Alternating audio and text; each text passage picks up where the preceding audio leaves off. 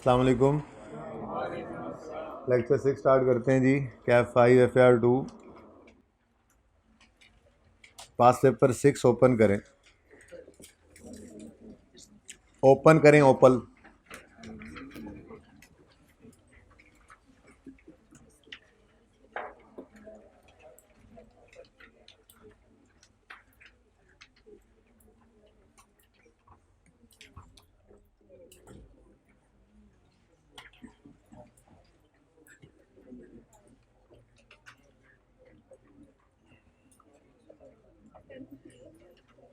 अच्छा जी, Opal limited commence research work on a new product on 1 July 2013।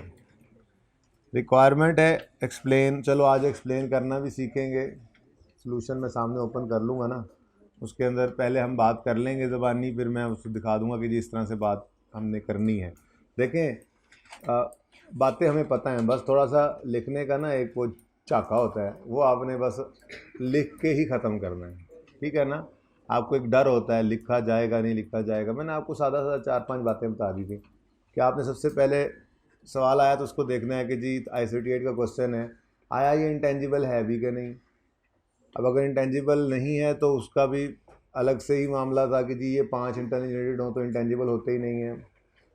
Purchased हो तो फिर तो है ही इंटेंजिबल, वो रूल हमने पढ़ा था। ठीक है ना। अगर हम थोड़ी सी ऐसे रिवीजन करें तो सबसे पहली बात कुछ इस तरह की थी कि इंटेंजिबल अगर तो परचेज्ड है तो उसे क्या करो, कैपिटलाइज कर दो।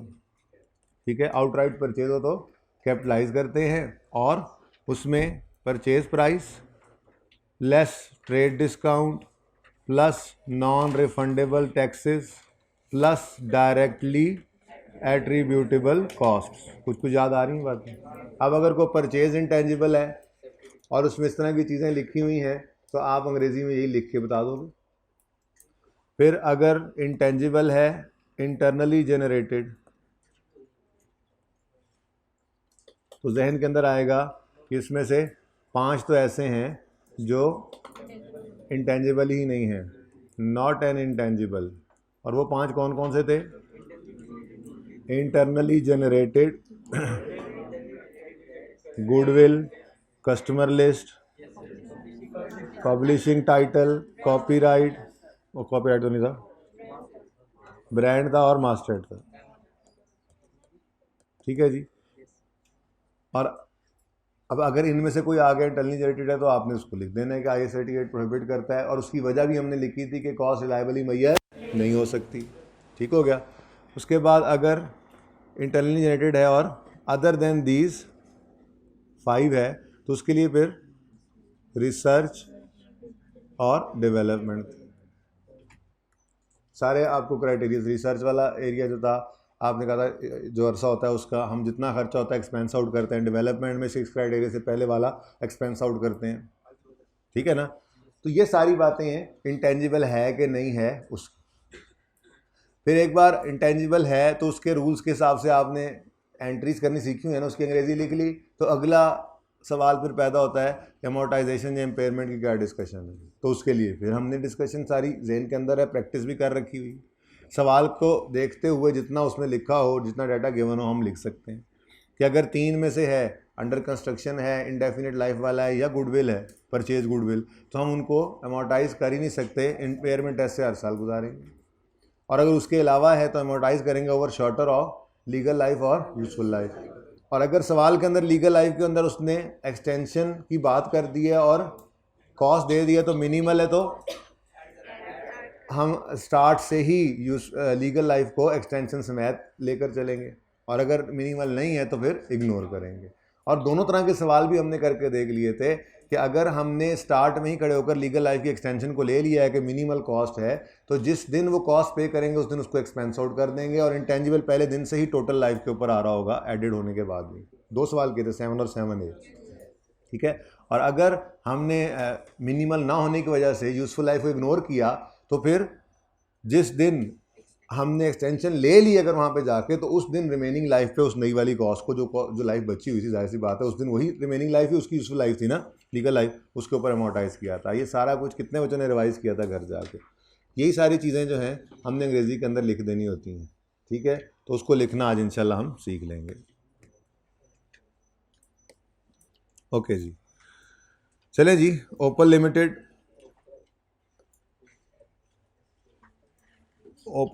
ओपन कर लिया हुआ है आप लोगों ने? अच्छा, बड़ी मेहरबानी जी। अब प्रीवियस ईयर भी साथ ही उड़ गया, पता नहीं किसका था वो। चलो जी। Opal limited commenced research work on a new product on 1 July 2013। ठीक है, रिक्वायरमेंट है explain accounting treatment in of the above in financial statements for the year ended 30 June 15। तो सबसे पहले तो वो की डेट्स अपनी लिख लेते हैं हम जी। 1 जुलाई 13 पर क्या हो रहा है? रिसर्च स्टार्ट हो गई।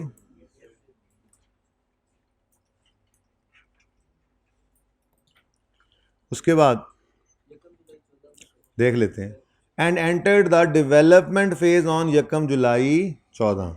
अच्छा, अब डेवलपमेंट स्टार्ट हो रही है, फिलहाल तो क्लियर नहीं है कौन सी वाली है, 1 जुलाई 14।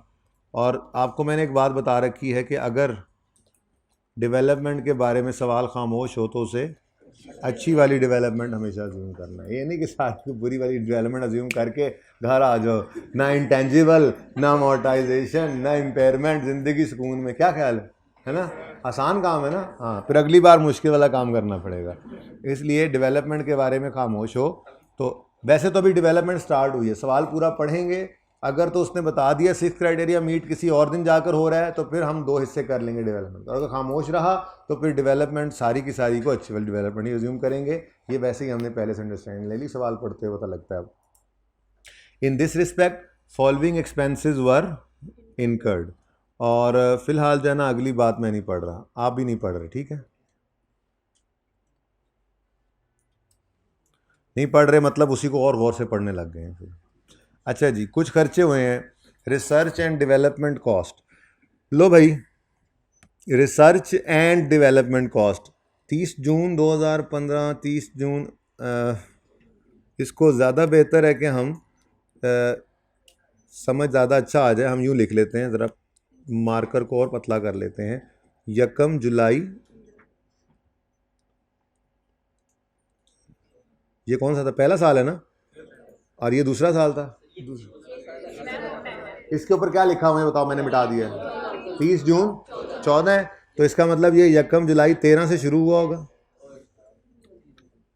1 जुलाई 13 से 30 जून 14, ठीक है। और ये 1 जुलाई 14 से 30 जून 15, और ये 30 जून 15 पर ही खड़े होकर हमें कह रहा है कि आपने एक्सप्लेन करना है, ठीक है। यानी कि सवाल हमारा 30 जून 15 वाले साल का है, ठीक हो गया जी? ओके, चल। अच्छा, अब उसने कह दिया रिसर्च एंड डेवलपमेंट, आगे 12 भी दिया हुआ है, 8 भी दिया हुआ है, क्या करें? 8 के बारे में क्या ख्याल है? 1 जुलाई 13 को रिसर्च स्टार्ट हुई थी, ऊपर लिखा हुआ है हमने, और 1 जुलाई 14 को डेवलपमेंट स्टार्ट हुई, मतलब इस सारे अरसे में रिसर्च रही। तो 1 जुलाई 13 से 30 जून 14 तक रिसर्च ही रही ना, तो फिर रिसर्च एंड डेवलपमेंट जो उसने आगे इकट्ठा लिख दिया है, इसमें ये 8 जो है इसको हम क्या कहेंगे? ये तो रिसर्च, ठीक हो गया। उसके बाद 4 रुपये की डिस्कशन ज़रा बाद में करते हैं, दूसरी तरफ आएँ। और रिसर्च एंड डेवलपमेंट कॉस्ट के आगे अब डेवलपमेंट है या रिसर्च है 12, इसको भी डिसाइड कर लें। वो कैसे पता लगा? अच्छा, 1 जुलाई 14 से शुरू हो गई है डेवलपमेंट, लेकिन अभी भी सवाल ने क्लियरली नहीं बताया कि अच्छी है बुरी है, ठीक है। चलो फिलहाल मैंने इसके आगे क्वेश्चन मार्क लगा दिया। हो सकता है ये डेवलपमेंट के 2 हिस्से हमें करने पड़ जाएं, 2 से 12 को तोड़ना पड़ जाए, फिलहाल नहीं पता। ट्रेनिंग ऑफ टेक्निकल स्टाफ,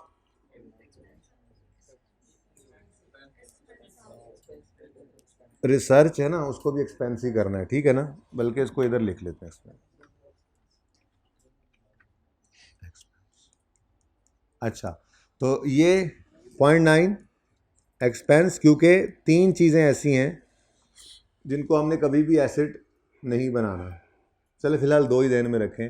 दो चीज़ें ऐसी हैं जिनको कभी भी एसिड नहीं बनाना, एक एडवर्टीजमेंट कॉस्ट, दूसरा ट्रेनिंग कॉस्ट, ठीक है जी। इन दोनों को कभी भी एसिड नहीं बनाना। तो ये training of technical staff expense out करेंगे। कॉस्ट ऑफ लेबॉर्ट्री इक्विपमेंट लिखा हुआ है, मैंने कहा इसकी डिस्कशन 1 मिनट के अंदर अभी करते हैं। वैसे ये FAR 1 के अंदर पढ़ा हुआ कॉन्सेप्ट है, कोई नई चीज़ नहीं है, बहरहाल इसकी बात भी कर लेते हैं। उसके बाद कॉस्ट ऑफ ट्रायल रन बिल्कुल कैपिटलाइज होगा, ठीक है। अच्छा, अब क्राइटेरिया फॉर रिकग्निशन ऑफ, अगली लाइन कहता है, स्टार तो मैंने अभी डिस्कस नहीं ना किया, इसकी बात तो बाद में अलग से करते हैं। Criteria for recognition of internally generated intangible have been met. कह रहा है criteria for recording internally generated have been met. किस दिन मेट? अब ये नहीं बताया उसने। आगे कह रहा है commercial production was started from 1 January 15। Commercially viable बता रहा है या कमर्शियल प्रोडक्शन स्टार्ट हो गई? यानी कि इस दिन से तो इंटेंजिबल कंप्लीट होकर प्रोडक्शन वालों के भी हवाले हो चुका है, ठीक है। तो चलो इसका मतलब आगे रिक्वायरमेंट आ गई है। तो पहले तो डेवलपमेंट के बारे में डिसाइड कर लेना अब कि डेवलपमेंट के बारे में उसने और कुछ नहीं बताया सिवाय इसके कि जी डेवलपमेंट स्टार्ट हुई है 1 जुलाई 14 से, और नीचे कहता है criteria for recording intelligent was have been met. तो इसका मतलब फिर 1 जुलाई 14 से जो डेवलपमेंट स्टार्ट हुई है ये सारी की सारी ही अच्छी वाली है, ठीक है जी। यानी इसको इंटेंजिबल करेंगे। और उसके बाद 1 जनवरी 15 को कमर्शियल प्रोडक्शन स्टार्टेड।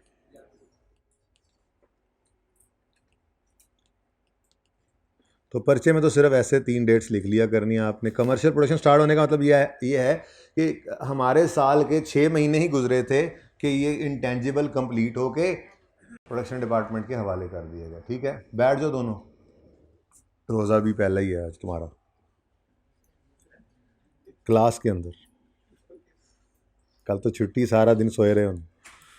अच्छा जी, चलें जी, ये तो हो गई बात डिसाइड। वैसे टाइमलाइन आपकी तसल्ली के लिए मैं बना देता हूँ, ठीक है। 1 जुलाई 13 को साल शुरू हुआ, ये 30 जून 2014 पे ख़त्म हुआ, फिर अगला साल 30 जून 15 पे ख़त्म हुआ, और लाल वाला मार्कर, लाल वाला हाइलाइटर पूरा पहले साल में रहा, ठीक है। और ग्रीन सिग्नल मिला किस दिन से ऑनवर्ड्स, लेकिन दरमियान तक आया, बस ऐसे ही है ना, क्योंकि इसके बाद तो कमर्शियल प्रोडक्शन स्टार्ट होगी और उससे अगला रंग आपको पता है हमारा कौन सा होता है। हमने क्या करना होगा, इसको इंटेंजिबल को एमोर्टाइज करना होगा, ठीक है। ये बातें याद आ रही हैं? कोई नई बात तो अभी तक नहीं देखी हमने, ठीक है। तो 12 को सबसे पहले तो क्वेश्चन मार्क रिमूव करके आप कहें कि जी ये क्या है, कैपिटलाइज होने वाला इंटेंजिबल, ठीक है। ओके हो गया। अच्छा, अब थोड़ी सी बात रह गई है, वो इस इक्विपमेंट की है। साइंसदानों ने रिसर्च वर्क शुरू किया एक नई प्रोडक्ट पे, तो उसके अंदर इक्विपमेंट इस्तेमाल हुआ। क्या हो सकता है इस्तेमाल? बिल्कुल हो सकता है इस्तेमाल। उन्होंने तजर्बे करने के लिए इक्विपमेंट को ही ले लिया। मेरा सवाल आपसे, जो इक्विपमेंट आप इन्होंने ख़रीदा है, क्या वो इक्विपमेंट की कॉस्ट हम इस इंटेंजिबल की कॉस्ट में ऐड कर सकते हैं? नहीं, एक्सपेंस हो जाएगी। दोनों बातें गलत हैं। सादा सी बात, इक्विपमेंट IS 16 वाला एक प्रॉपर्टी प्लांट इक्विपमेंट वाला इक्विपमेंट है। ये फिक्स एसेट के तौर पे रिकॉर्ड हो जाएगा और फिर अपनी यूज़फुल लाइफ के ऊपर डेप्रीशिएट होगा। यही उन्होंने लिखा हुआ था। अगर आप गौर फरमाएं कि 4 मिलियन का जो इक्विपमेंट है, एक तो 1 जुलाई 14 को हमने जो है वो 1 जुलाई 13 को हमने साइंसदानों का काम पे लग जाओ, लग गए। हमने कहा इक्विपमेंट चाहिए, उन्होंने कहा नहीं नहीं नहीं नहीं अभी नहीं चाहिए। और फिर 6 महीने गुजरने के बाद उन्होंने कहा अब हमें क्या चाहिए, इक्विपमेंट। तो इसलिए 1 जनवरी 14 को इक्विपमेंट परचेज कर लिया गया और इसकी यूज़फुल लाइफ कितनी है? 5 साल। अब 4 मिलियन का ये इक्विपमेंट 1 जनवरी 14 से ऑनवर्ड्स डेप्रीशिएट होगा, कैपिटलाइज हमने कर लेना है। और कितने साल पे होगा? 5 साल। तो इसकी डेप्रिसिएशन का हमारे प्रोजेक्ट के साथ क्या ताल्लुक?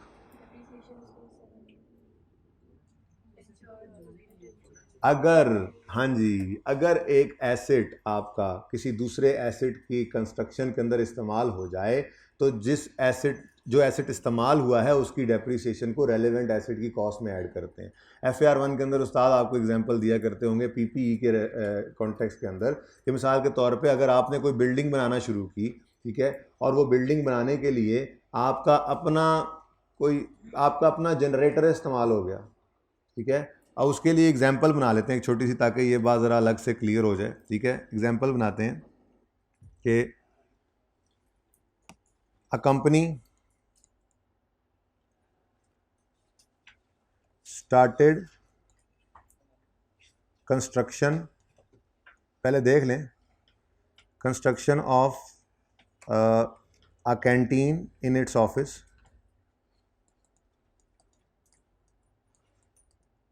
which took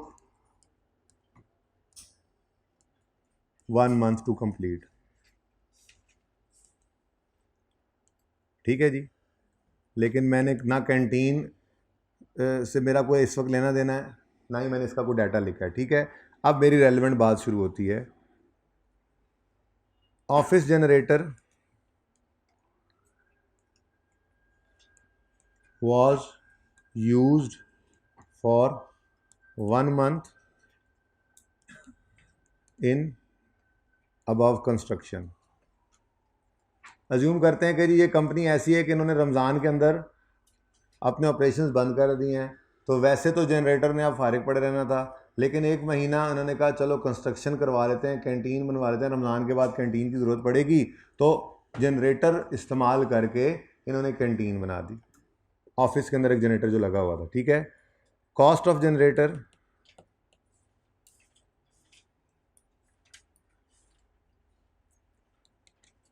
इज 12, 120 कर लो, एंड लाइफ इज 10 years।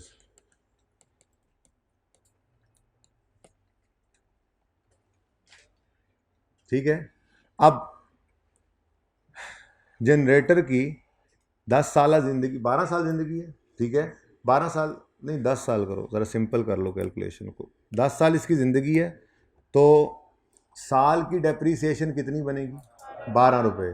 तो महीने की कितनी बनेगी? 1 रुपया, ठीक है। अब मैंने एंट्री पास की, depreciation expense debit, accumulated depreciation credit 12 रुपये से, तो क्या मैंने सही किया?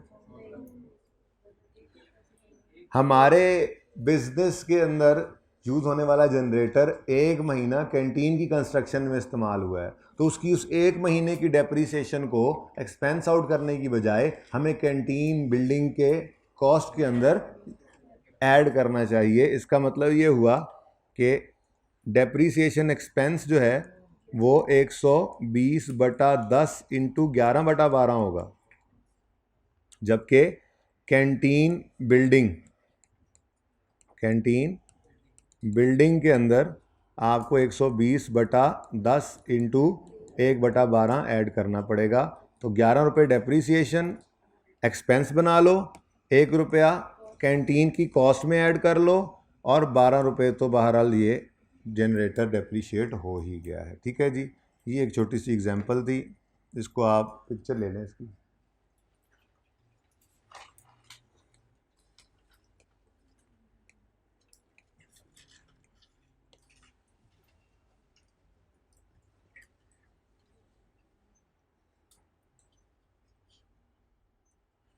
समझ आ गया कॉन्सेप्ट?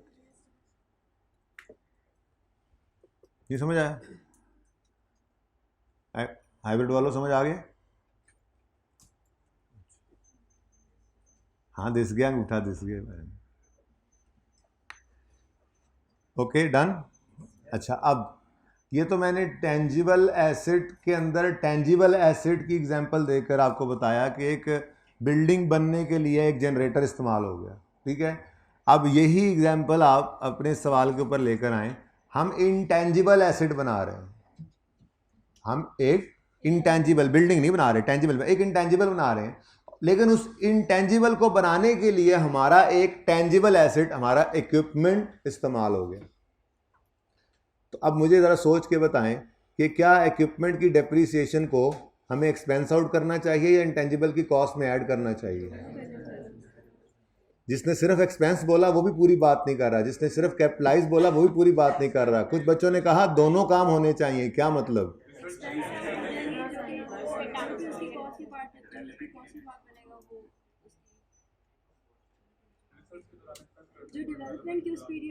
सबसे बड़ी बात ये कि आप ये देखिए कि रिसर्च फेज का अपना खर्चा एक्सपेंस आउट हो रहा है।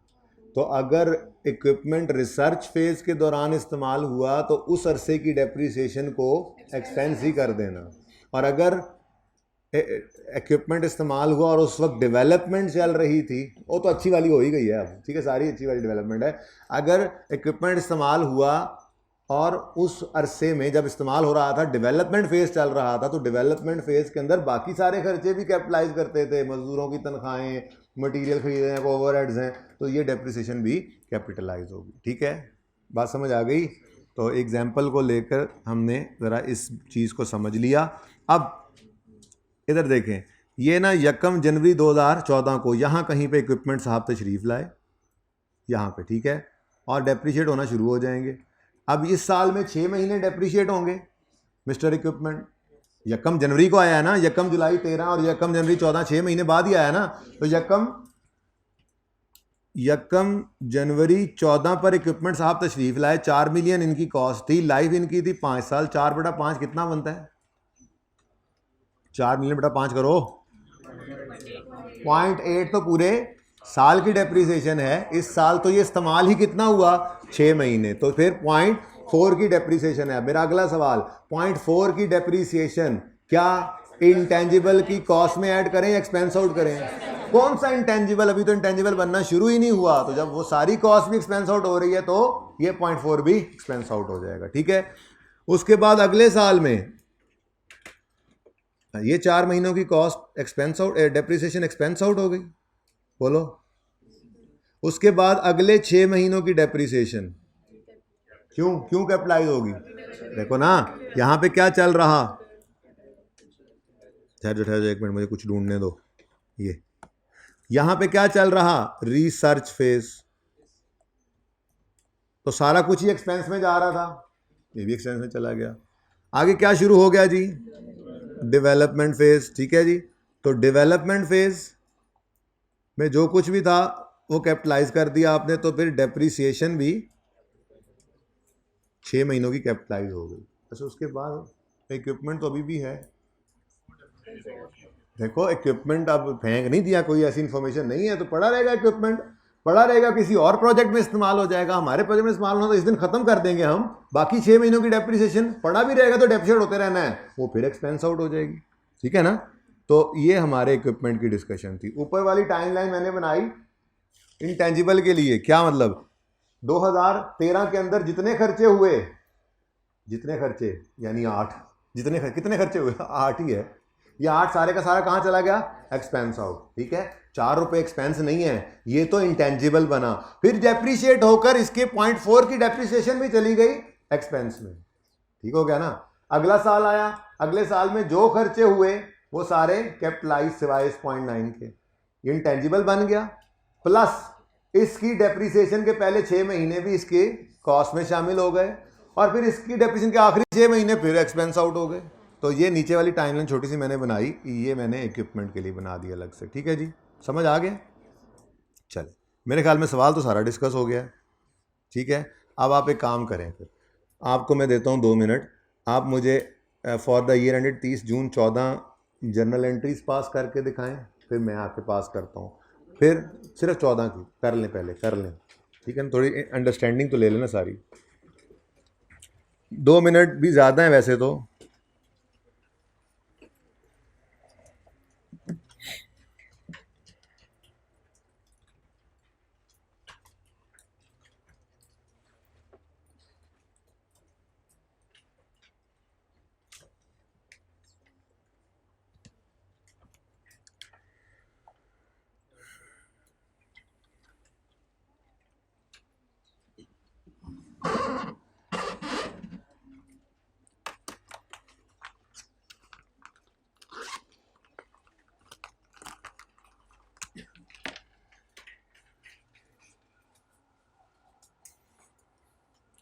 उधर ही रखे, हाँ अमरुल।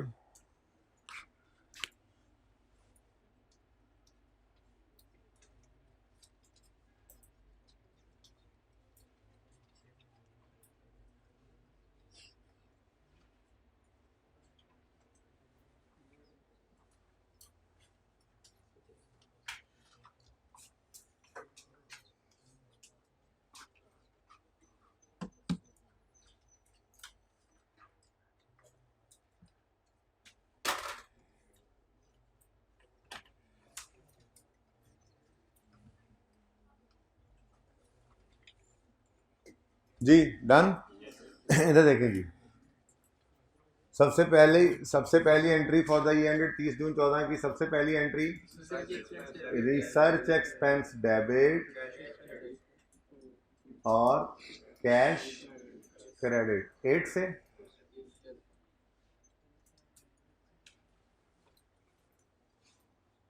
ठीक हो गया।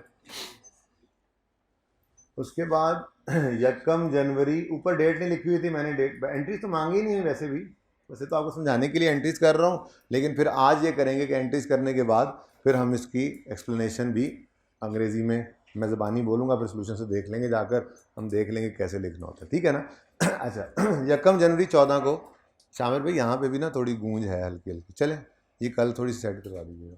यकम जनवरी 14 को इक्विपमेंट खरीदा, फिक्स एसेट है, फिक्स एसेट का आना उसके अपने नाम से ही होगा ना, ठीक है।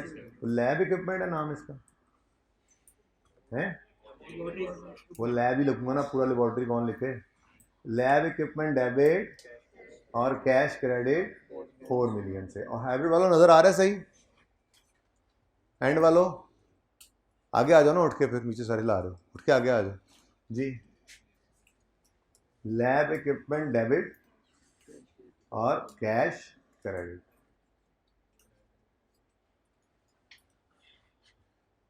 आ जाओ आ जाओ, अब नजर आने लग गया होगा, मैंने कह दिया आगे उठ के आ जाओ तो अब नजर आने लग गया। तुम्हें क्या कहता, मैं कहूँगा इस तरफ आ जाओ।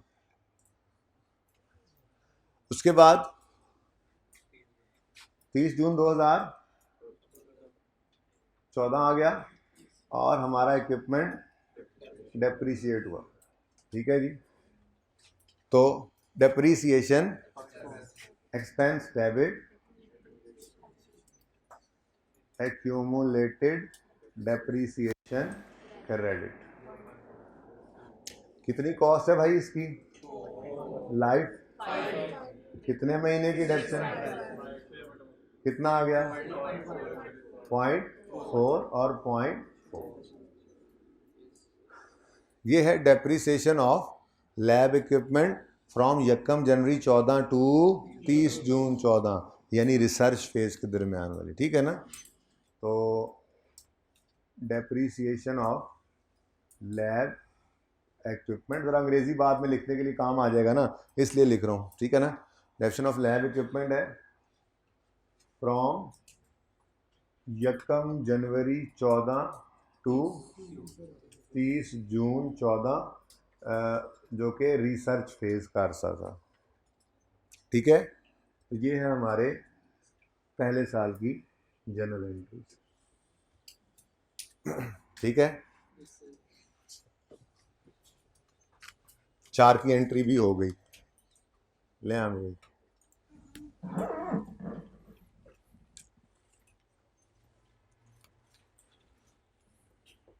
ओके जी, अगले साल की जर्नल एंट्रीज करें आप, शाबाश। 30 जून 15 वाले साल की जर्नल एंट्रीज कर लें जल्दी से, ये भी 1 मिनट में हो जाएंगी, मुझे पता है आप कर लेंगे इंशाल्लाह।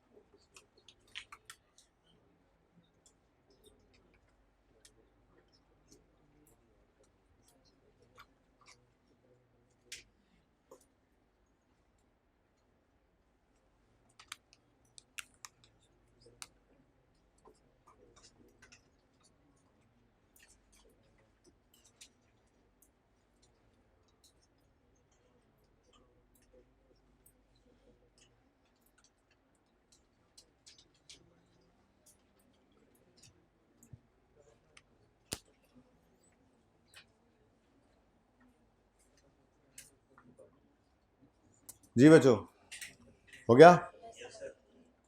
कितने बजे कर चुके एंट्रीज? कम है, जल्दी करें बाकी भी।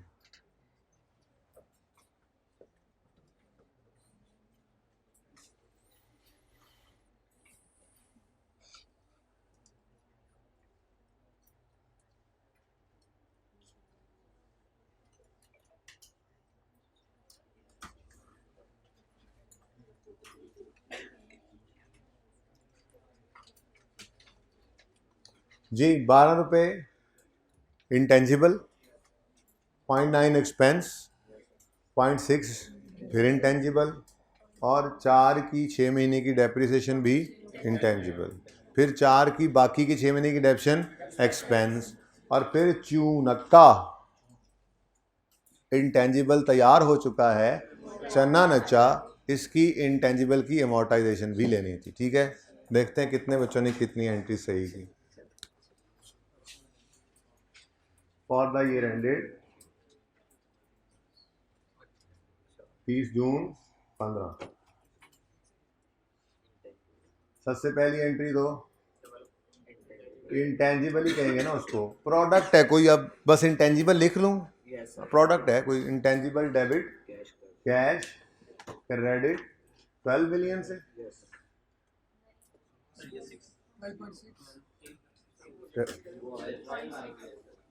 अलग अलग करने दो ना यार, मैं का पता नहीं क्या हो गया। ठीक है जी, 12 मिलियन से कैपिटलाइज किया इंटेंजिबल को आपने। उसके बाद नेक्स्ट है ट्रेनिंग ऑफ टेक्निकल स्टाफ, 0.9 का ये एक्सपेंस है, तो ट्रेनिंग एक्सपेंस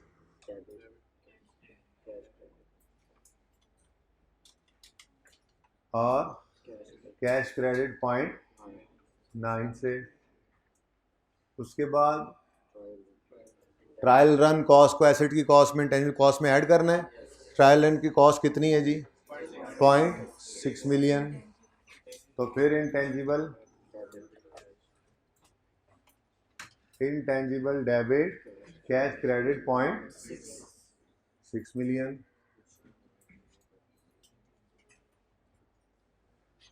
और अब आती है इक्विपमेंट की डेप्रीसिएशन की बात।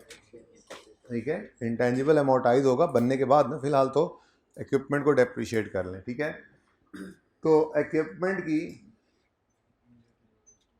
एक्यूमुलेटेड डेप्रीसिएशन बनती कितनी है?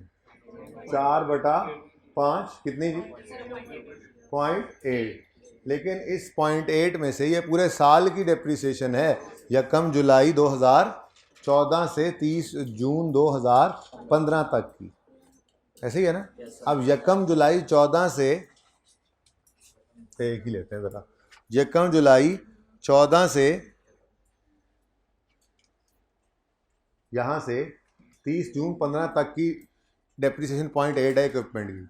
इसमें यकम जुलाई 14 से 31 दिसंबर 14 तक के 6 महीनों की डेप्रीसिएशन को कैपिटलाइज करना है, और फिर क्योंकि इस दिन क्या हो गया, डेवलपमेंट कंप्लीट हो गई है, कमर्शियल प्रोडक्शन स्टार्ट हो गई है यकम 15 से ऑनवर्ड्स, तो फिर इसकी कॉस्ट को, डेप्रीसिएशन को एसिड कॉस्ट में, इंटेंजिबल कॉस्ट में ऐड नहीं करना, अगले 6 महीनों की डेप्रीसिएशन को एक्सपेंस आउट कर देना है। ठीक है, तो इसका मतलब ये हुआ कि मुझे इंटेंजिबल में भी इसको ऐड करना है और डेप्रीसिएशन एक्सपेंस भी आना है। ठीक है, इंटेंजिबल कौन कौन से मंथ्स का होगा? इंटेंजिबल जनवरी से, सॉरी जुलाई से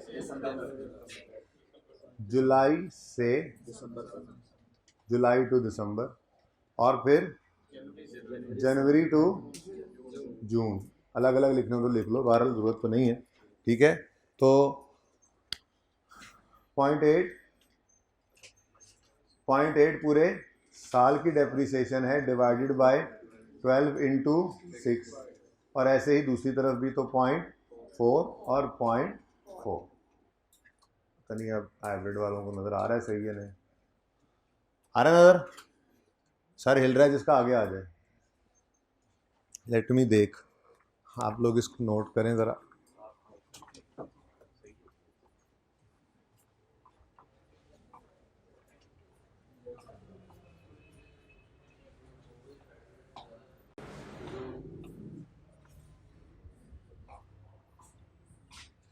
आमिर पे थोड़ा जूम इन करें, वैसे नज़र तो सही आ रहा है, आपस की बात है, लेकिन थोड़ा आगे चले जाएं। आमिर पे थोड़ा जूम इन करें, जूम इन, थोड़ा सा जूम आउट, हल्का सा, बस। ठीक है, ये ठीक है, ये फ्रेम ठीक है, ये फ्रेम है। आप भी थोड़ा सा ना एक सीट आगे चले जाएंगे, इतने खुले डुल्ले होके बैठे होंगे, एक बंदा एक सीट पे एक बेंच पे बैठा है, हाँ तो भी यार।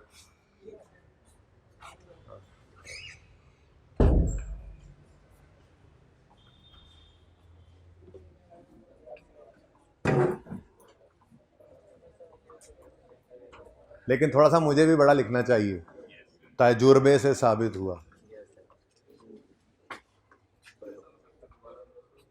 सारा दोबारा लिखूं,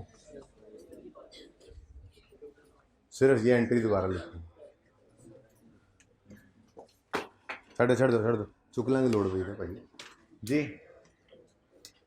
इंटेंजिबल, हाँ कोई बात नहीं, 4/5 इंटू 6/12 मंथ्स नहीं लिखता आपने, ठीक है। उसके बाद डेप्रीसिएशन एक्सपेंस 4/5 इंटू 6/12, तो 0.4 और ये सारा इक्विपमेंट का डेप्रीसिएशन है, एक्यूमुलेटेड डेप्रीसिएशन ऑफ इक्विपमेंट 0.8। कुछ बेहतर हुआ? ओके, पहले 6 महीने लिखने की जरूरत तो नहीं है, पहले 6 महीने डेवलपमेंट फेज, बल्कि चलो लिख देते हैं, अंग्रेजी लिखते हुए काम आ जाएगा। डेप्रीसिएशन ऑफ डेवलपमेंट फेज, ये हमने कर दी है कैपिटलाइज, और depreciation after completion of intangible, या यूँ कर लो डेप्शन आफ्टर 31 दिसंबर 2014 हमने एक्सपेंस आउट कर दी, ठीक है, ताकि अंग्रेजी लिखते हुए ज़रा काम आ जाए ये बात। यहाँ तक को मसला, बस कुछ रह तो नहीं गया? रह गया ना, इंटेंजिबल तैयार हो गया है। यकम जनवरी 15 से कमर्शियल प्रोडक्शन जो स्टार्ट हो गई है, तो इसका मतलब इस दिन से इंटेंजिबल इस्तेमाल होना शुरू हो गया है। अब इंटेंजिबल के बारे में उन्होंने क्या कहा था कि it is estimated that the related product would have a shelf life of 10 years।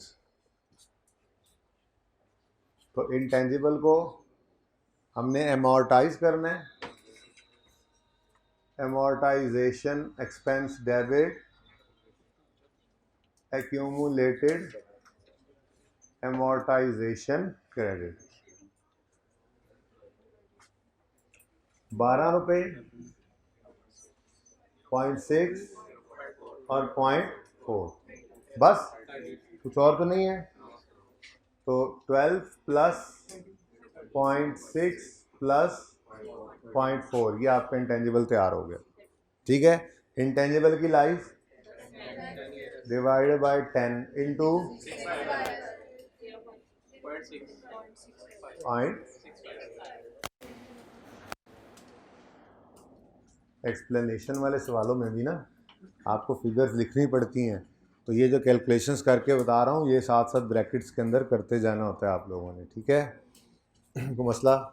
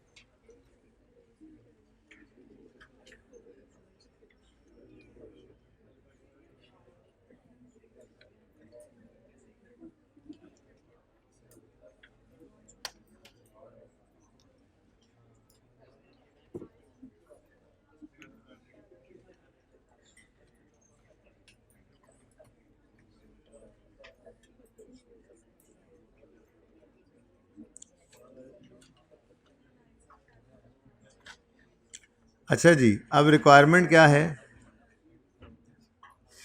Explain accounting treatment of the above in financial statements for the year ended 30 June 15 in the lights off financial international financial reporting standards.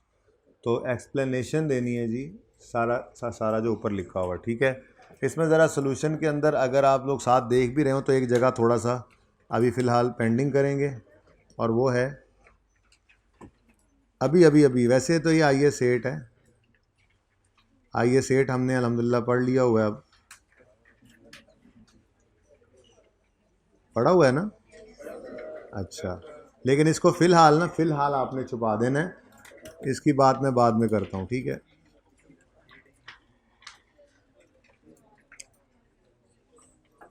बाकी सारी बातें हम इंशाल्लाह कर सकते हैं। Okay,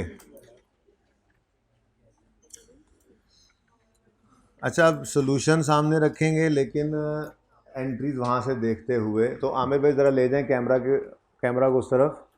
सबसे पहले है हमारे पास 8 मिलियन का रिसर्च एक्सपेंस, और फिर लैब इक्विपमेंट ख़रीदा हमने, फिर उसकी डेप्रीसिएशन है 6 महीने की। हर फेज़ को अलग अलग ले लें, आपकी मर्ज़ी है, हर एंट्री को अलग एक्सप्लेन करें, आपकी मर्ज़ी है। ICAP ने जैसे सोल्यूशन किया है, हम डिस्कस भी वैसे ही कर लेते हैं, ठीक है। सबसे पहले रिसर्च फेज़ की बात कर लेते हैं। अच्छा, अब एक तो ये है कि आपने रिसर्च का, क्योंकि रिक्वायरमेंट क्या है, 30 जून 2015 के साल की डिस्कशन करनी है, ठीक है ना। तो क्यों 14 की एंट्रीज मैंने आपसे करवाई हैं, उसके लिए पीछे एक लॉजिक, छोटी सी लॉजिक नहीं है, एक असल में मैंने थोड़ी सी चीज़ सवाल के अंदर छुपाई हुई है फ़िलहाल, ठीक है ना। मैंने स्टार्ट के अंदर एक लाइन काट दी थी, आप लोगों ने भी वो नहीं पढ़नी, तो उसके लिए मुझे 14 की ज़रूरत पड़ेगी। तो फ़िलहाल ज़रा सादा बातें कर लेते हैं, फिर बात देखते हैं कि 14 की एंट्री क्या है, इसने कोई गलती कर रखी है, क्या मसला है, क्या नहीं। मैंने इसीलिए IS8 वाले पोर्शन को भी फ़िलहाल कहा कि इसको ज़रा रोक दो, ठीक है। अच्छा, अब 15 के अंदर डेवलपमेंट स्टार्ट हो गई, ठीक है, और डेवलपमेंट फेज़ के अंदर होने वाले सारे खर्चों को हम एसिटी कॉस्ट में ऐड कर दिया करते हैं, ठीक है। अब सवाल के अंदर लिखी हुई थी अंग्रेज़ी, आपने बस थोड़ी सी वो अंग्रेज़ी लिख देनी होती है। आपने यूँ नहीं किया करना training is expense, training expense है कर दे, नहीं, बल्कि थोड़ा सा प्रोफेशनल वे के अंदर आपको लिख के बताना पड़ता है। आप यूँ कहोगे IS38 prohibits recognition of research और ट्रेनिंग, जो भी लिखा हुआ हो, as an intangible, therefore it shall be recorded as an expense when incurred. अब ये कहानी इस तरह से लिखनी पड़ेगी, ऐसी को नहीं, क्या बात नहीं है, आपको क्या, आपने ये नहीं कहना रिसर्च इज़ एक्सपेंस, वरना नंबर नहीं मिलेंगे, ठीक है ना। और अगर तकलीफ़ हो, ये बात याद नहीं हो रही, तो स्टैंडर्ड इसीलिए हैं, साथ होंगे, आप ओपन करके भी देख सकते हैं, इस तरह की बात लिखी हुआ करेगी, ठीक है। डेवलपमेंट अगर अच्छी वाली है, आप इंटेंजिबल बनाने लगे हैं, तो आप फिर ये बात लिख दिया करेंगे सवाल के अंदर, जैसे लिखा हुआ है कि डेवलपमेंट क्राइटेरिया जब वो मीट हो रहा है, इसलिए हम इस कॉस्ट को इंटेंजिबल कॉस्ट में ऐड कर देंगे और अमाउंट भी साथ लिख देंगे, ठीक है। तो डेवलपमेंट फेज के अंदर ICAP क्या सोल्यूशन लिखता है, देखें। Since the new product met all criteria for development of a product, an intangible asset should be recorded at 13 million as tell under, और 13 मिलियन के आगे ब्रेकअप के अंदर वो तीनों चीज़ें ब्रैकेट में लिख दी गई, ठीक है। जाके देखो एंट्री को, 12 million plus 0.6 million plus 0.4 million, ठीक है। तो क्यों, क्योंकि सवाल के अंदर ही लिखा हुआ था कि डेवलपमेंट क्राइटेरिया जो है वो मीट हो गया, criteria for recognition of intangible have been met, ठीक है। तो हम 15 के अंदर खड़े होकर क्या कह रहे हैं जी, new product met all the criteria. आपको लिखा तो नहीं हुआ ऑल, ICAP ने लिख दिया, ठीक है, वो कह रहा है क्राइटेरिया मीट कर गया तो कर गया।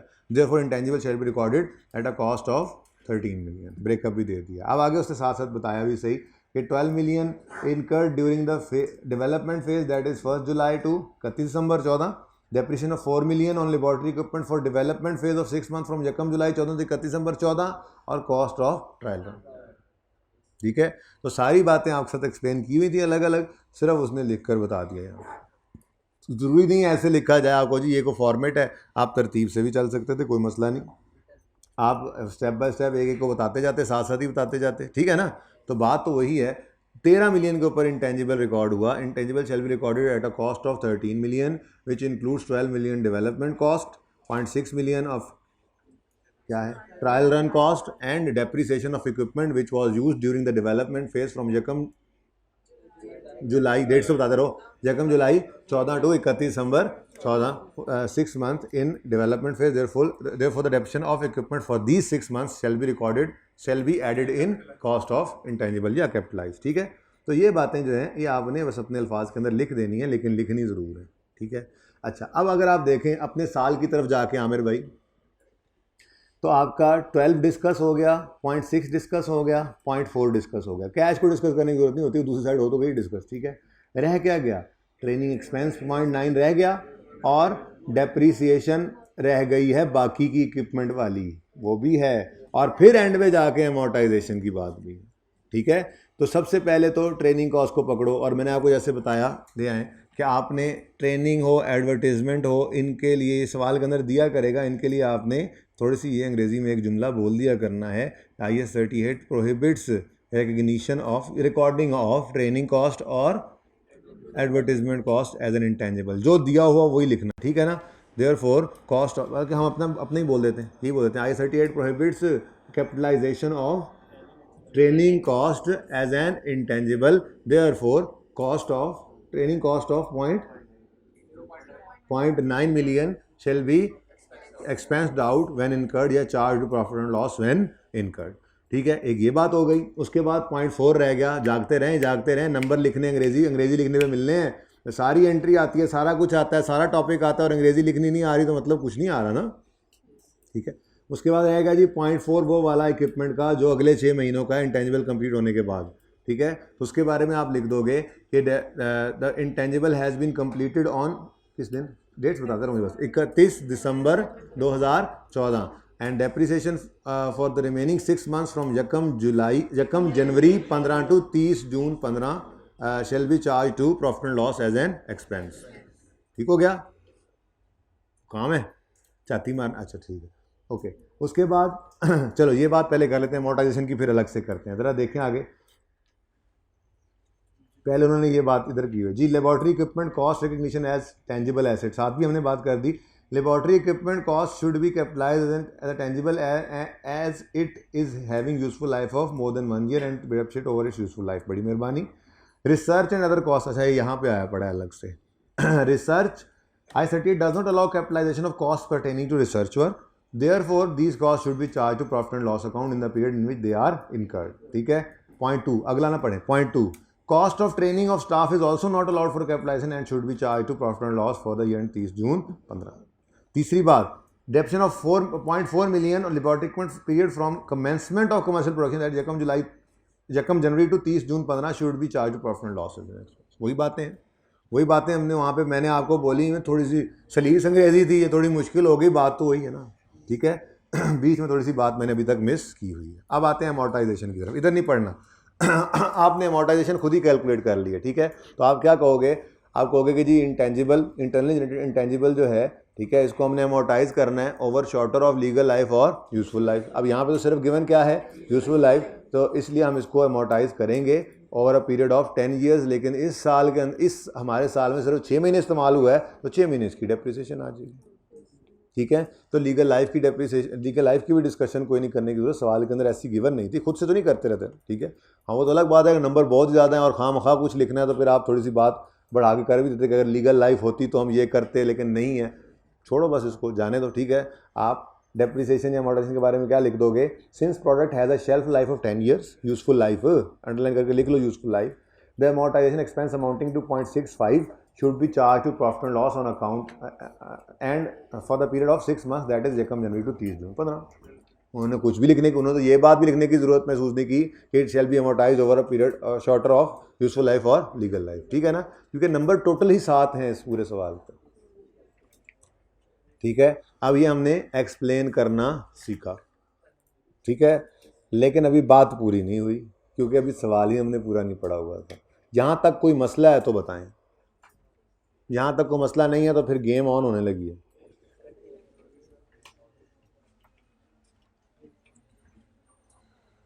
जालिम ने पता है क्या किया, कहता है open limited commence research work on a new product on यकम July 13 and enter in development phase और यकम July 14। In this respect following expenses were incurred and debited to बड़े आए तुम लोग, बड़े आए तुम लोग। रिसर्च, ट्रेनिंग, लेबोरेटरी, पता नहीं क्या क्या करते रहे हो। कौन हो तुम लोग, कौन हो तुम लोग? क्या कह रहा है? ये खर्चे हुए incurred and debited to CWIP। कौन कौन से साल में? For the year ended 30 June 14 भी, और for the year ended 30 June 15 भी। कमाल कर दिया भाई साहब ने, तो कमाल कर दिया, कर दिया भाई साहब ने। CWIP, बड़े आए तुम एंट्रियां करने वाले और अंग्रेजियां लिखने वाले। CWIP debit, cash credit. जिंदगी आसान रखो, उसने आपको आका जिंदगी आसान रखो, क्या करते हो यार? CWIP debit, cash credit. ये किस साल एंट्री की इसने? For the year ended 30 June 14 भी यही एंट्री हुई पड़ी है, और for the year ended 30 June 15 भी यही एंट्री हुई पड़ी है। कैश नहीं, CWIP डेबिट और कैश क्रेडिट 13.5। लो भाई, हूं आराम जे।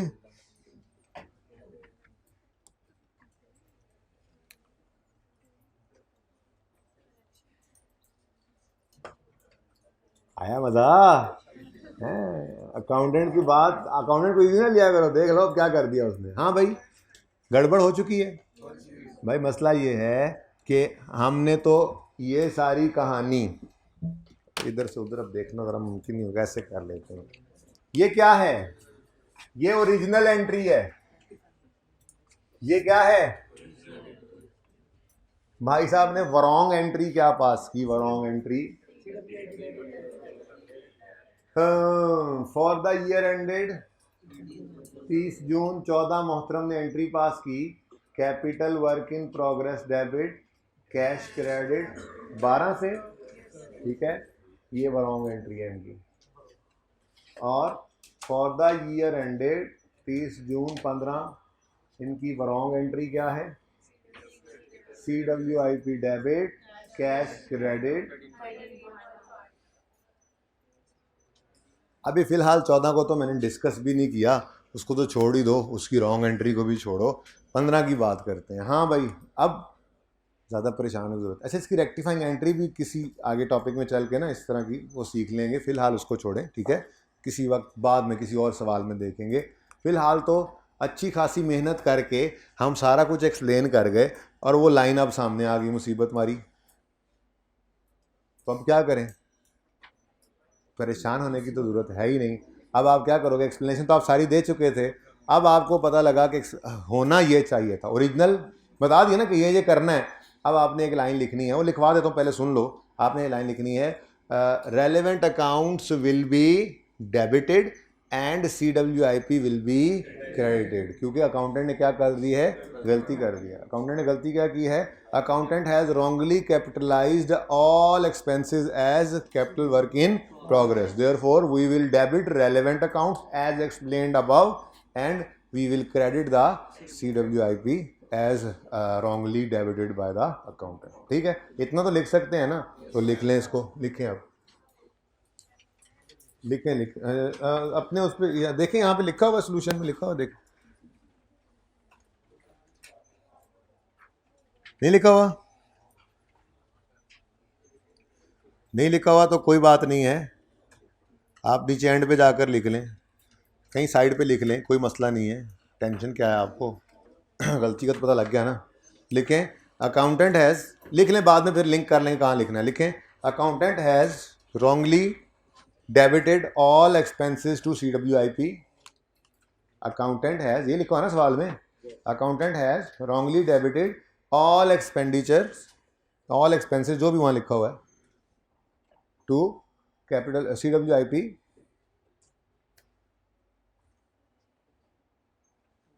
full stop. Now we will debit the relevant accounts. Now we will debit the relevant accounts as explained above, and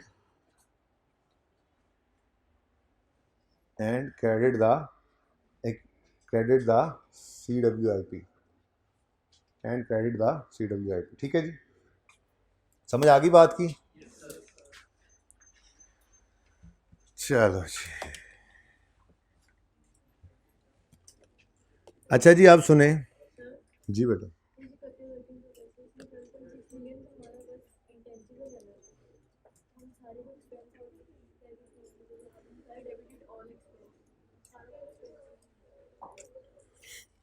मैंने ये कब लिखा कि सारा एक्सपेंस है?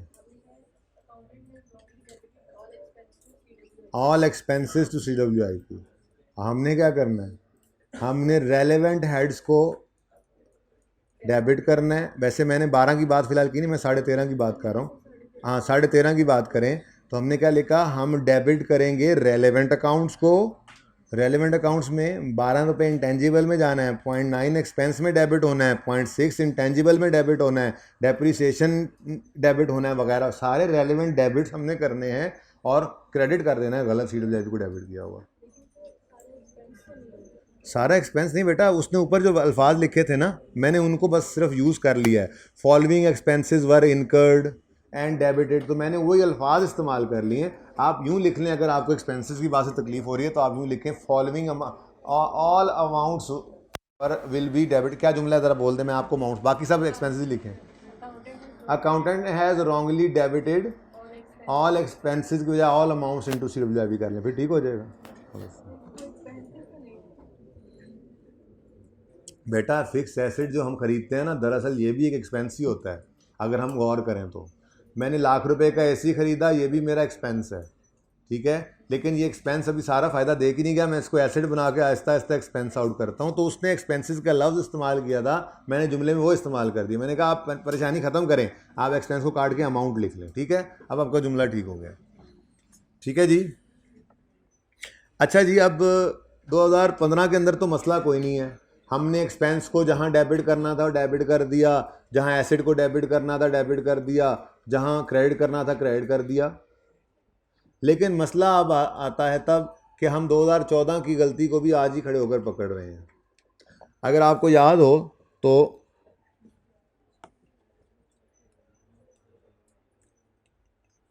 2015 में खड़े होकर अगर आपको 2014 की गलती पता लगती थी तो आप क्या कहते थे कि इसको तो हम 2015 में सही नहीं कर सकते, ये तो क्या है, प्रायर ईयर एरर। कुछ याद आया? बस एक छोटी सी डिस्कशन ये करनी है, ठीक है ना। तो स्टैंडिंग इन 2015 यहाँ पर an error of 2014 is identified. मिसाल के तौर पे, कोई मिसाल लें जी, 2014 में कुछ ऐसा काम, इस सवाल को छोड़ें, कोई ऐसी एग्जांपल दें कि 2014 के अंदर एक काम होना था, कोई एक एंट्री होनी थी, सिर्फ हुई नहीं, कोई मिसाल। डेप्रीसिएशन को, और इससे आसान रिपेयर, इससे भी आसान कोई परचेज, सेल, कोई सेल परचेज कर लेते हैं, परचेजेस डेबिट, क्रेडिटर्स क्रेडिट, थोड़ा सा बीच में लेट से 10 रुपये की परचेज एक रिकॉर्ड होनी थी 2014 में।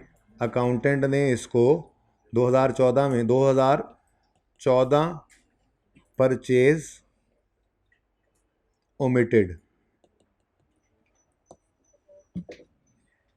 2014 की परचेज है और 2014 में रिकॉर्ड होने से रह गई, ओमिट हो गई। तो भाई ओमिटेड है, ओमिटेड, ओमिशन हो गई, तो क्या करना चाहिए हमें, सिंपली रिकॉर्ड कर लें, ठीक है। अब हम स्टैंडिंग इन 2015 हमने क्या कहा, हमने कहा जी कोई बात नहीं, एंट्री कर लो, परचेजेस डेबिट, क्रेडिटर्स क्रेडिट, और काम सही हो गया। Am I right? I am absolutely wrong. क्यों? 2015 में खड़े होकर आपके पास क्रेडिटर्स तो मौजूद होंगे, डेटर्स तो मौजूद होंगे, assets liabilities balance sheet item तो एज ऑन होते हैं, लेकिन 2014 की परचेजेस तो 2014 के अंदर डेथ पा गई थी, वो प्रॉफिट एंड लॉस के अंदर नेट होकर प्रॉफिट लाई और प्रॉफिट आकर कैपिटल में रिटेन्ड अर्निंग्स में ऐड हो गए। तो 2015 के अंदर खड़े होकर हम 2014 की इनकम एक्सपेंसेस को हिट नहीं कर सकते, यानी 2014 के प्रॉफिट एंड लॉस को हिट नहीं कर सकते।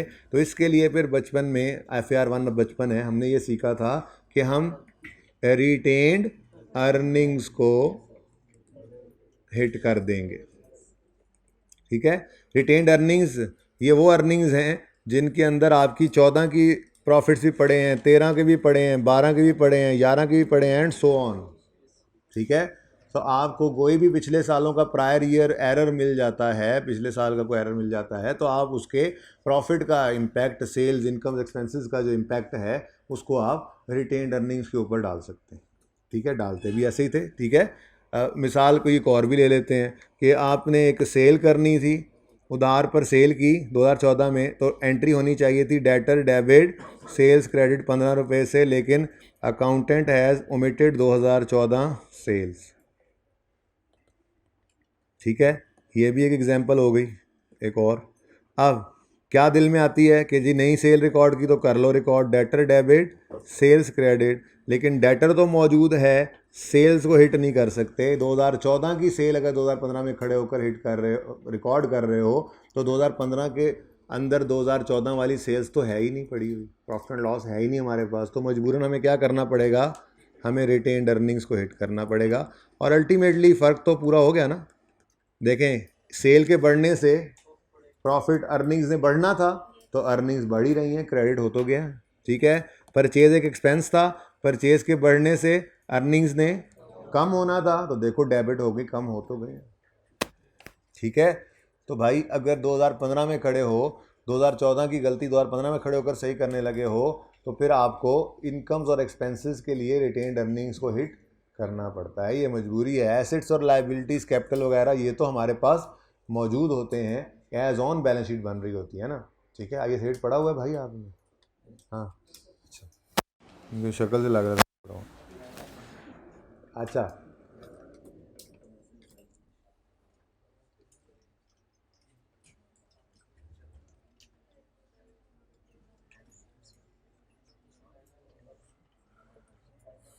ठीक है, अब जी पिक्चर ले लें जी।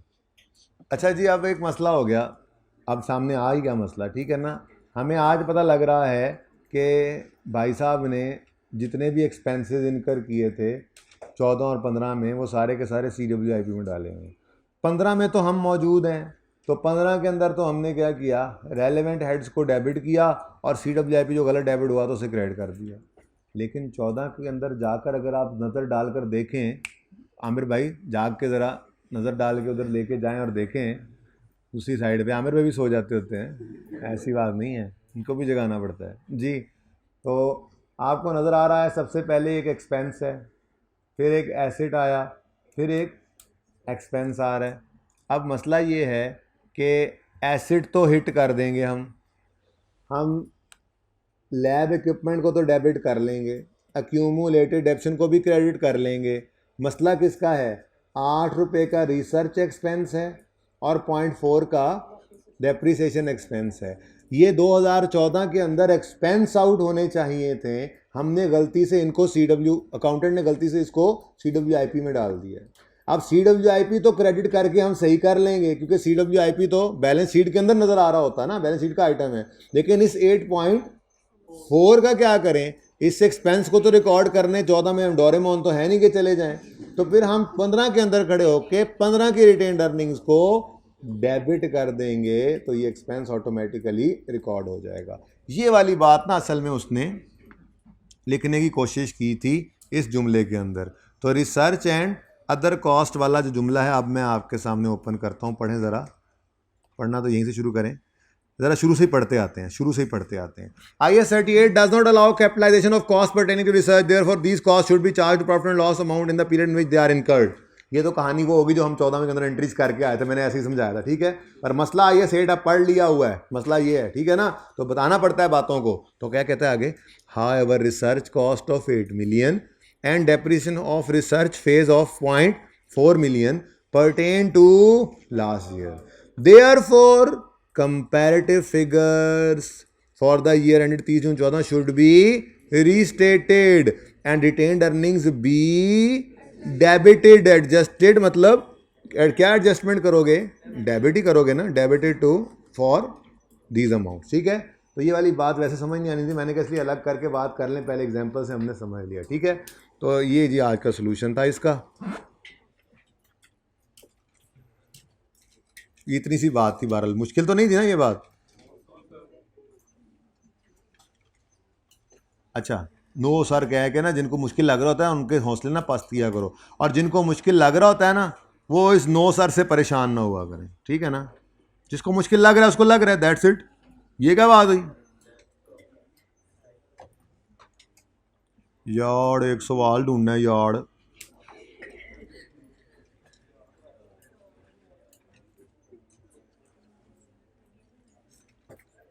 पसंद ही नहीं आ रहा कोई सवाल। हाँ तुम कल कर लेना। ओके, पास पेपर 15। चलो पूरा नहीं करते, गपशप तो लगा लें इसके ऊपर, अभी लीगल टाइम पड़ा है।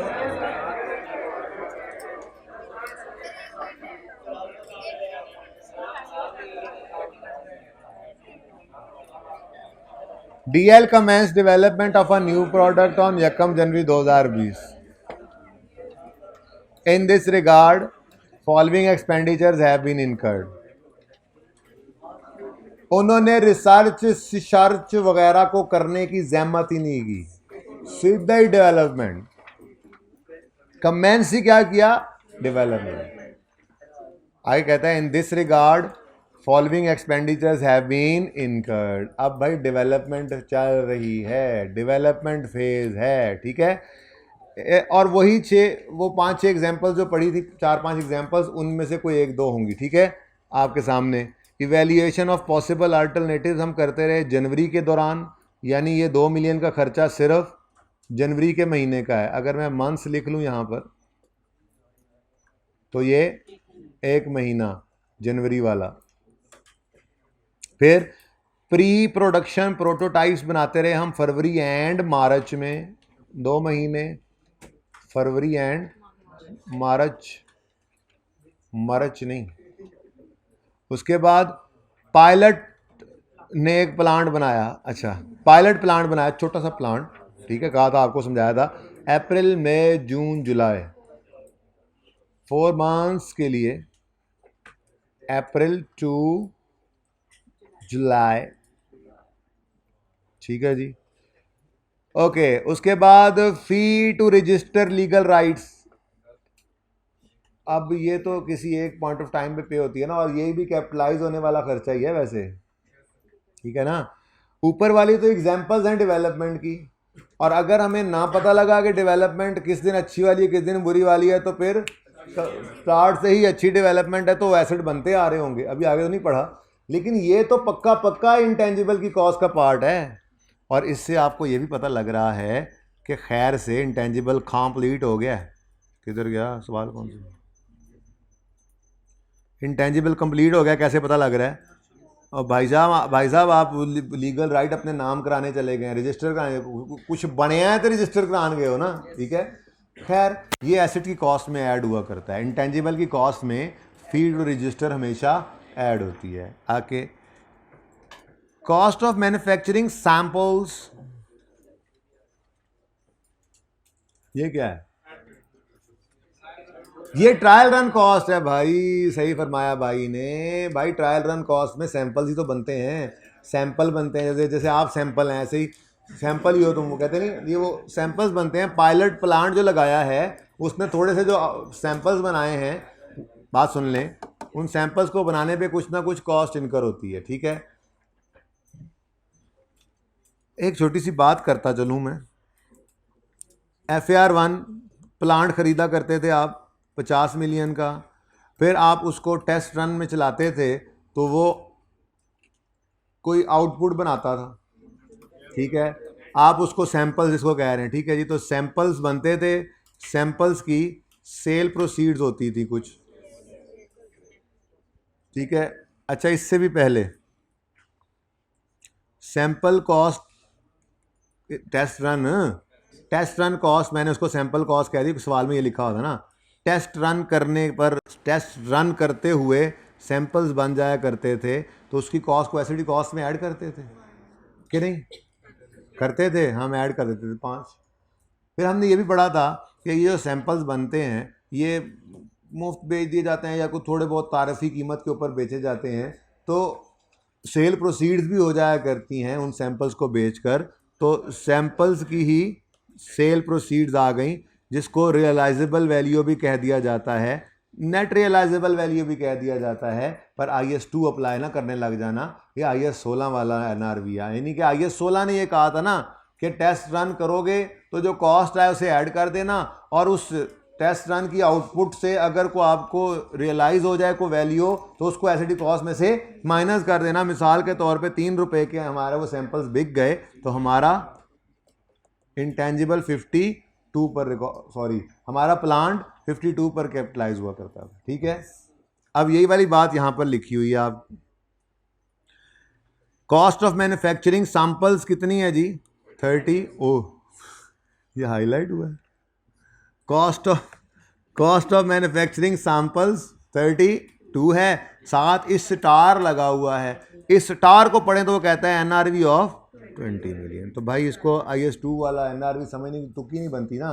सैंपल मैन्युफैक्चर हुए हैं, आप कहो जी ये तो आउटपुट बन गई, फिनिश गुड्स बन गई, ले जाएं। और खुदा के बंदो, टेस्ट रन में आने वाली आउटपुट है, टेस्ट रन में आने वाली आउटपुट, टेस्ट रन की कॉस्ट भी एसिड कॉस्ट में ऐड होनी है, और उससे आने वाली आउटपुट अगर कोई बिकने की उम्मीद लगी हुई है तो वो भी एसिड कॉस्ट में से ऐड करनी चाहिए, लेस करनी चाहिए आपको। ठीक है, तो 32 और 20 का डिफरेंस, यानी हमारी कॉस्ट में 12 ने ऐड होना। इंटेंजिबल की कॉस्ट के अंदर 12 मिलियन ने ऐड होना है आपके घर पे, जब आप ट्राई कर रहे होंगे सवाल को। हैं, उसके बाद ब्रांड बिल्डिंग कॉस्ट, ये क्या है? इंटरनली जनरेटेड ब्रांड बन रहा है, ये ज़्यादा बेहतर है कि हम इसको एडवर्टीजमेंट अज्यूम करें। ठीक है ना, बहरहाल इंटरनली जनरेटेड ब्रांड भी कोई इंटेंजिबल नहीं होता।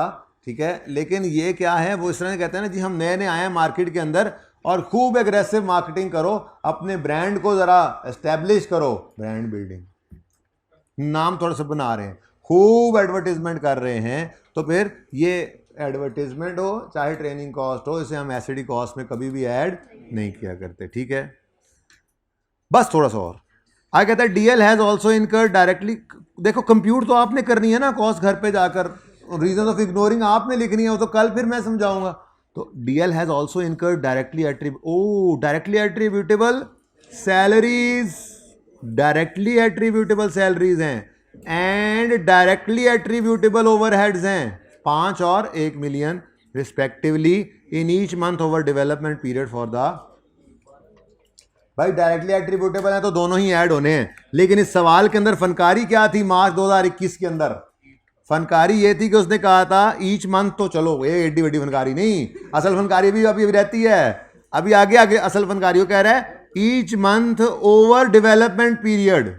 और गौर करो तो जनवरी, फरवरी, मार्च, अप्रैल, मई, जून, जुलाई, अगस्त, मेरे ख्याल में जब अगस्त में आप रजिस्टर करवाने चले गए तो कंप्लीट हो गया होगा। चलो आगे ही पढ़ लेते हैं, हो सकता है कोई जुलाई अगस्त में कोई मुझे कंफ्यूजन हो रहा है, आगे देखते हैं। The recognition criteria for capitalisation of intelligent intangible was met on 1 April 2020।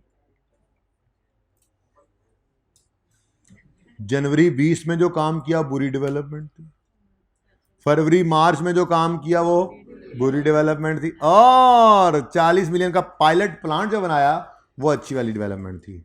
And commercial production और प्रोडक्शन कमेंस फ्रॉम यकम नवंबर, इसका मतलब 31 अगस्त होगा ना, फिर ये अगस्त 2020, अगस्त में ये कंप्लीट हो गया।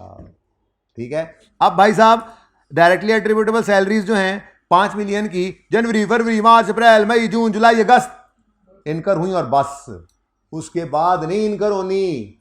क्यों? उसके बाद तो कंप्लीट हो गई कमर्शियल प्रोडक्शन, यकम सितंबर से स्टार्ट हो गई है। अब ये 8 महीने की सैलरी पर मंथ 5-5 जो है, इसमें से जनवरी, फरवरी, मार्च 3 महीनों की एक्सपेंस आउट होनी थी, और बाकी की अगस्त तक की, सितंबर से तो है ही कोई नहीं कॉस्ट। ऐसे ही 1.5 मिलियन के बारे में भी था। कैसा लगा फिर?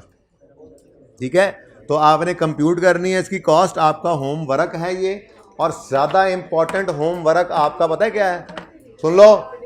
सुन लो कि पूरी ईमानदारी से आपने जो सवाल मैंने आज अंग्रेजी लिखना सिखाया उसकी अंग्रेजी लिखनी है, और जो कल मैंने लिखना नहीं सिखाया था, सारा करवा दिया था, उसकी अंग्रेजी भी आप अपने अल्फाज में लिखने की कोशिश करनी है। ये डर जब तक दूर नहीं करेंगे, पर्चे में कोई नहीं ऊपर से इल्हाम हो जाना कि आप अंग्रेजी लिख लेंगे। ठीक है, और फिर ये एंड पे छोटा सा ये स्वीटनर के तौर पे होमवर्क ये भी कर लेना अफ्तारी के साथ। ज़िंदगी रही तो कल मिले। अल्लाह हाफिज़।